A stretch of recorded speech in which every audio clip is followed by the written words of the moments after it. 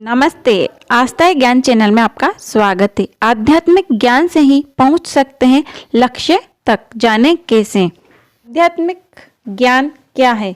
ज्ञान है बाहरी विषयों का आत्मसात। यह व्यक्ति को स्थूलता से सूक्ष्मता की ओर ले जाता है, अर्थात जहाँ इस प्रकार की मानसिकता पाई जाती है उसे ज्ञान कहा जा सकता है, और जहाँ यह नहीं है वहाँ ज्ञान नहीं है। ज्ञान का आधार क्या है? जहाँ ज्ञान है भौतिक है, वहाँ ज्ञान का आधार मन है। जहाँ यह संपूर्णतः आध्यात्मिक है वहाँ उसका आधार आत्मा है। ज्ञान मन को आत्मा के साथ संयुक्त करता है। जो मन को आत्मा के साथ नहीं मिलता है वह ज्ञान नहीं है, बल्कि ज्ञान की भांति है। इसी कारण तथाकथित ज्ञान से मन में अहंकार पैदा होता है। यदि तुम एक अहंकारी व्यक्ति को देखते हो तो तुम्हें अवश्य समझना चाहिए कि इस व्यक्ति को ज्ञान नहीं बल्कि ज्ञान की भ्रांति है। एक बार दो बड़े विद्वानों में बहस छिड़ी।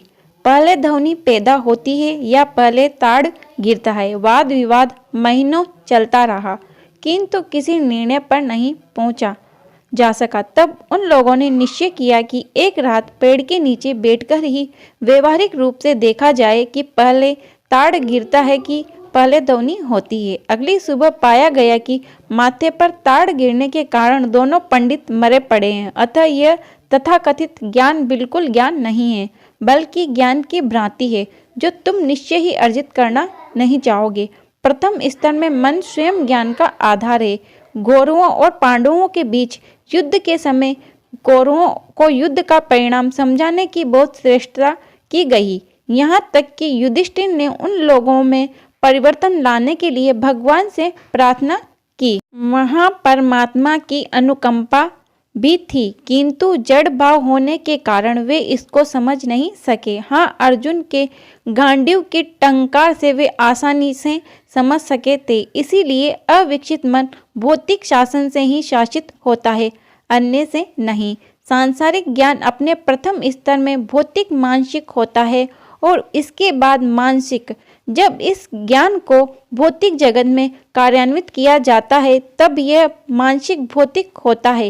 इस ज्ञान का भौतिक जगत में अल्प मूल्य है, किंतु इसका मूल्य बदलते रहता है। जो सिद्धांत आज पसंद किया जाता है वह कल बदल जाता है। तब यथार्थ ज्ञान क्या है? यथार्थ ज्ञान उस सत्ता का ज्ञान है जिसमें देश, काल और व्यक्ति में परिवर्तन से भी उसमें कोई परिवर्तन नहीं हो। इस जगत में सभी कुछ सकारण है, अर्थात कार्य कारण का परिणाम होता है और कारण का परिणाम कार्य होता है। यही इस तरह चलता रहा है। जहाँ कार्य कारण तत्व काम करता है वहाँ अपूर्णता रहती है। इस ज्ञान से अथवा इस ज्ञान के आने वाले स्रोत पर कोई अहंकार नहीं कर सकता। में कहा गया है, मैं कहता हूँ कि मैं नहीं जानता हूँ, और यह न कहता हूँ कि मैं जानता हूँ, क्योंकि वह परम सत्ता सिर्फ उसी के द्वारा जाना जाता है जो जानता है कि परमात्मा जानने और नहीं जानने के परे है। जानना एक विशेष मानसिक धारा प्रवाह है। परम सत्ता देश, काल और व्यक्ति के परे है। यह अपरिवर्तनीय होने के कारण यदि कोई व्यक्ति आध्यात्मिक मानसिक ज्ञान अर्जित करने की श्रेष्ठता करता है अपेक्षाकृत भौतिक मानसिक ज्ञान के, अर्थात यदि उसके ज्ञान का स्रोत ब्रह्म भौतिकता नहीं है बल्कि आंतरिक आध्यात्मिकता है, तब उस अवस्था में वह ज्ञान यथार्थ ज्ञान होता है। जिस आध्यात्मिक मानसिक ज्ञान का अंतिम बिंदु आध्यात्मिक ज्ञान हो वही एकमात्र ज्ञान है। इसी ज्ञान के माध्यम से मनुष्य अपने लक्ष्य तक पहुंच सकता है।